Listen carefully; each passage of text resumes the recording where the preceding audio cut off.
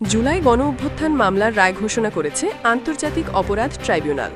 গণহত্যা ও মানবতা বিরোধী অপরাধের দায় পলাতক সাবেক প্রধানমন্ত্রী শেখ হাসিনাকে আদালত মৃত্যুদণ্ড দিয়েছেন।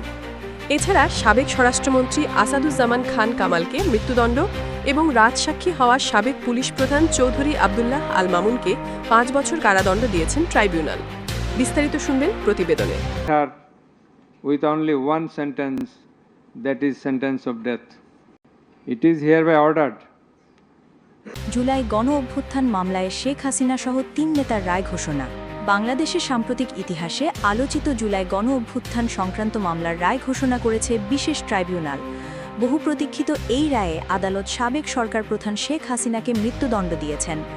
একই মামলায় সাবেক স্বরাষ্ট্রমন্ত্রী আসাদুজ্জামান খান কামালকেও মৃত্যুদণ্ড দেওয়া হয়। অন্যদিকে সাবেক আইজিপি চৌধুরী আবদুল্লাহ আল মামুনকে 5 বছরের কারাদণ্ড প্রদান করা হয়েছে। ট্রাইব্যুনাল তাদের রায়ে উল্লেখ করে, জুলাই মাসে ঘটে যাওয়া গণ অভ্যুত্থানের সময় সংঘটিত নৃশংসতা, ক্ষমতার অপব্যবহার এবং জনগণের বিরুদ্ধে সহিংসতা উস্কে দেওয়ার অভিযোগে 3 জনকে অভিযুক্ত করা হয়। রায়ে বলা হয়, শেখ হাসিনা রাষ্ট্রক্ষমতা ব্যবহার করে মানবাধিকার লঙ্ঘন ও সহিংসতা উস্কে দেওয়ার দায়ে মৃত্যুদণ্ড। আসাদুজ্জামান খান কামাল নিরাপত্তা বাহিনীকে বেআইনি নির্দেশ প্রদান ও সহিংসতায় প্রত্যক্ষ সম্পৃক্ততার অভিযোগে মৃত্যুদণ্ড। চৌধুরী আবদুল্লাহ আল মামুন ঘটনাকালীন দায়িত্বে গাফিলতি ও সহায়তার অভিযোগে 5 বছরের কারাদণ্ড। রায় ঘোষণার পর আদালত প্রাঙ্গণে উত্তেজনা ছড়িয়ে পড়ে। একদিকে ভুক্তভোগী পরিবারের সদস্যরা রায়কে স্বস্তির হিসেবে দেখছেন, অন্যদিকে অভিযুক্তদের সমর্থকরা রায়কে রাজনৈতিক উদ্দেশ্য প্রণোদিত বলে দাবি করছেন। নিরাপত্তার স্বার্থে আদালত চত্বরে অতিরিক্ত পুলিশ মোতায়েন করা হয়।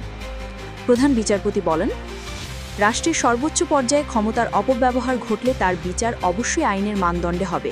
এটি কোনো ব্যক্তি বা দলের বিরুদ্ধে নয়, ন্যায় বিচারের স্বার্থে আমরা এই রায় প্রদান করেছি। রায়কে কেন্দ্র করে দেশের রাজনৈতিক অঙ্গন আরও উত্তপ্ত হয়ে উঠেছে। বিভিন্ন দল ও বিশ্লেষকরা বলছেন, এই সিদ্ধান্ত আগামী দিনের রাজনীতিতে বড় ধরনের প্রভাব ফেলতে পারে। সুমাইয়া তাবাসসুম, দেশের কথা 24।